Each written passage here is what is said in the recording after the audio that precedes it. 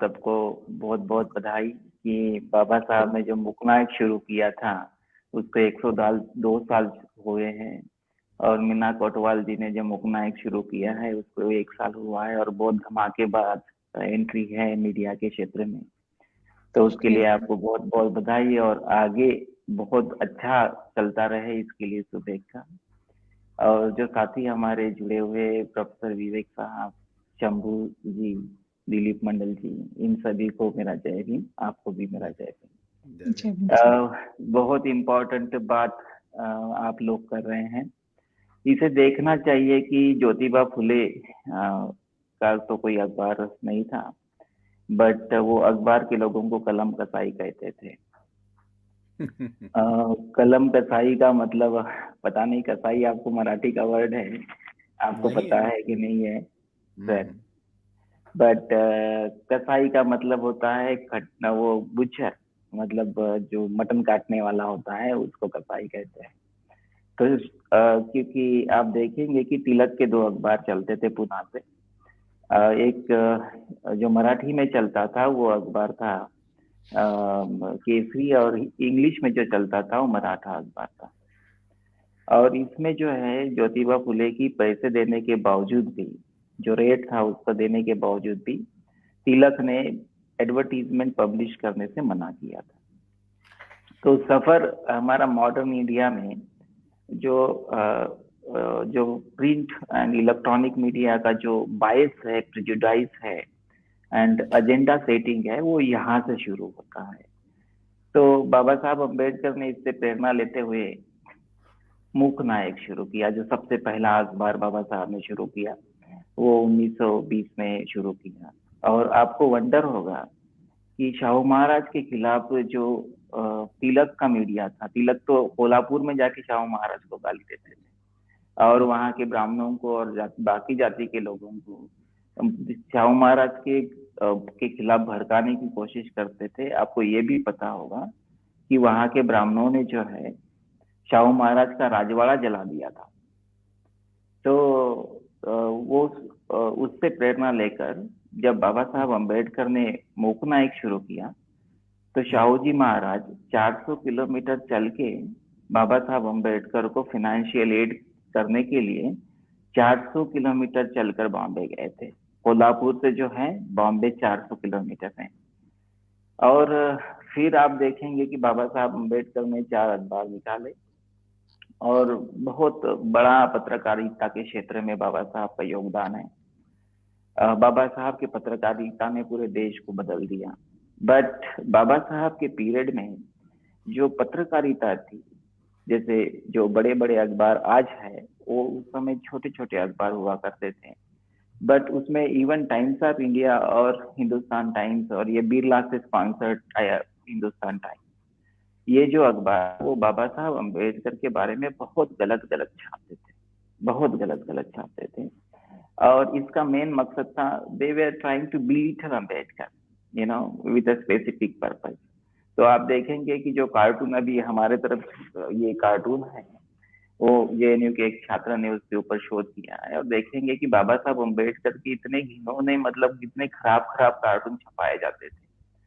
तो उस सिलसिले के पीछे यदि हम देखेंगे तो इसमें एजेंडा सेट करने का एक पावर है, जो बायस एंड प्रेजुडाइज है, वो देखने की जरूरत है। इम्पोर्टेंटली आप देखेंगे कि सिर्फ इंडिया में ही मीडिया इस तरह से नहीं है, आप देखेंगे तो वर्ल्ड वाइड ये मीडिया इस तरह से हुआ है।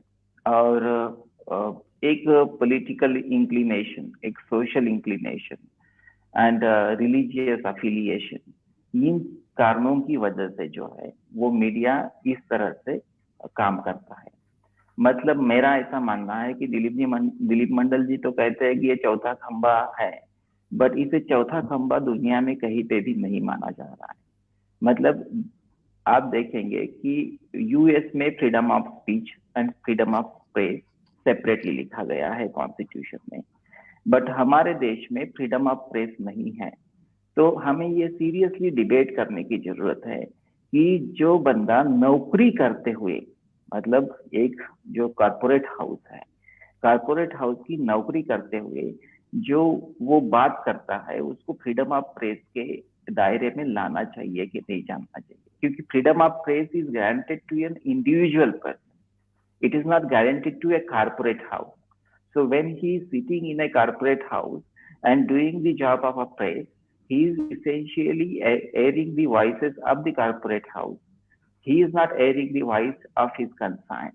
तो इसीलिए जो है उसको हमें फ्रीडम ऑफ प्रेस और फ्रीडम ऑफ जो एक्सप्रेशन है, स्पीच है, उसको देना चाहिए कि नहीं चाहिए, इसके ऊपर सीरियस डिबेट करना चाहिए। और जितने भी पुरानी केसेस है जिसने ये कहा है कि freedom of press is inherent in the constitution, article 19(1)(a), जिसमें सकाल पेपर है, बेनेट एंड कोलेमन है, इसको री राइट करने की, इसको री कॉल करने की जरूरत मैं यहाँ आज एडवोकेट करता हूँ इस बुक नायक के स्टेज पर से। दूसरी बात मैं आपको बताना चाहता हूँ कि ये जो आप देखेंगे कि सोशल मीडिया और जो कॉर्पोरेट मीडिया, ये दो मीडिया ने जो है दुनिया में डेमोक्रेसी को बड़े पैमाने पर खतरे में डाला हुआ है, क्योंकि वो जो है वो देश के लोगों की जो ओपिनियन है वो रिफ्लेक्ट नहीं करते, बल्कि वो किसी एक कॉर्पोरेट हाउस का, किसी एक रिलीजन का, किसी एक जाति का या फिर किसी एक लॉबी का, क्लास का ओपिनियन को रिफ्लेक्ट करते हैं। और जब वो इस तरह से रिफ्लेक्ट करते हैं तो वो बेसिकली वो ओपिनियन को जनता के ऊपर थोपना चाह रहे हैं। और इसकी वजह से जो है इम्पोर्टेंट क्या होता है कि misinformation and disinformation, ये दो इम्पोर्टेंट बहुत चीजें हैं। Misinformation and disinformation वो जनता के सामने परोसते हैं और जिससे ओपिनियन जो है वो एक साइड में स्वे करने में बहुत बड़ा रोल प्ले करते हैं। इसका कारण मैं बताता हूँ आपको कि सबसे पहले जैसे कोई प्राइम मिनिस्ट्रियल कैंडिडेट है पॉलिटिकल इलेक्शंस में, कोई चीफ मिनिस्ट्रियल कैंडिडेट है, तो उस पर्टिकुलर चीफ मिनिस्ट्रियल कैंडिडेट को वो इस तरह से प्रोजेक्ट करते हैं, उसका ब्रांडिंग करते हैं, उसकी सारी अच्छी चीजें बताई जाती है और उसकी बुरी चीजों को पूरी तरह से छुपाया जाता है।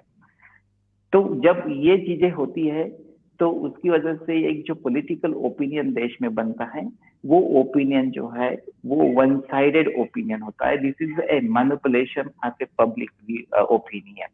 ये पब्लिक ओपिनियन का मैनिपुलेशन ना सिर्फ हमारी प्रिंट मीडिया करती है, ना सिर्फ हमारा इलेक्ट्रॉनिक मीडिया करता है, बट सोशल मीडिया भी बड़े पैमाने पर करता है। जैसे आप देखेंगे कि WSJ का आपका रिपोर्ट है पुराना, जो WSJ के रिपोर्ट में ये बताया है कि फेसबुक ने जो है बीजेपी का रीच एक्सेलरेट किया था।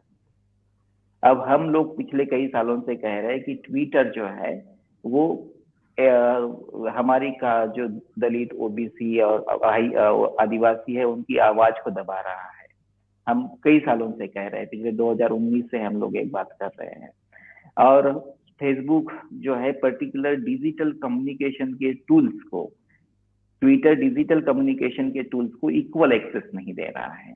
और इक्वल एक्सेस नहीं होने की वजह क्या होता है कि those who belong to a disadvantage society, they do not get the equal opportunities of free speech, and when they don't get the equal opportunities of free speech, तो फ्री स्पीच के मार्केट में वो पिछड़ जाते हैं और उनकी आवाज सुनाई नहीं जाती है। तो बेसिकली उनकी गला दबाया जा रहा है। तो क्या होता है कि जब आप इलेक्ट्रॉनिक मीडिया में आपकी खबर नहीं छप रही है तो आप कहते हैं कि हमको बाइकआउट कर दिया, हमको ब्लैकआउट कर दिया, टीवी में ब्लैकआउट कर दिया। बट सोशल मीडिया में जो है हम इसको कहते हैं कि गला दबा रहा है, दलितों का, ये बैकवर्ड्स का, आदिवासी का गला दबा रहा है। तो आप देखेंगे कि ये इस तरह के, मैं पिछले दिनों सीनेट कमेटी का लाइव देख रहा था जिसमें गूगल को सीईओ को या फिर ट्विटर के सीईओ को और इवन माइक्रोसॉफ्ट वगैरह इन सब लोगों को बुलाया गया था। और उसमें ये सवाल पूछे जा रहे थे यूएस में कि who the hell you are, कि आप जो है मतलब किसी एक पर्टिकुलर ओपिनियन को प्रोजेक्ट करते, जैसे ट्रम्प का अकाउंट उन्होंने डिलीट कर दिया। Now you have block the entire voice of that side. वो सही है गलत है, वो बंदा सही है कि गलत है, ये हमें नहीं देखना है, but you can not block the voices of the other side. मतलब यदि आप इंटरनेट इंटरमीडिएटरी है तो इंटरनेट इंटरमीडिएटरी में ये इंपॉर्टेंट रोल होता है कि you do not have your own opinion, otherwise you will lose the legal protection in India as well as in US. तो ये जो हमने देखा है कि ये जो प्लेटफॉर्म्स है वो प्लेटफॉर्म्स जो है इंटरनेट इंटरमीडिएटरी जो है उसका रोल प्ले करने के बजाय वो एक्टिव वन साइड या अदर साइड का रोल प्ले कर रहे हैं, वो एडवर्सरीज का रोल प्ले कर रहे हैं।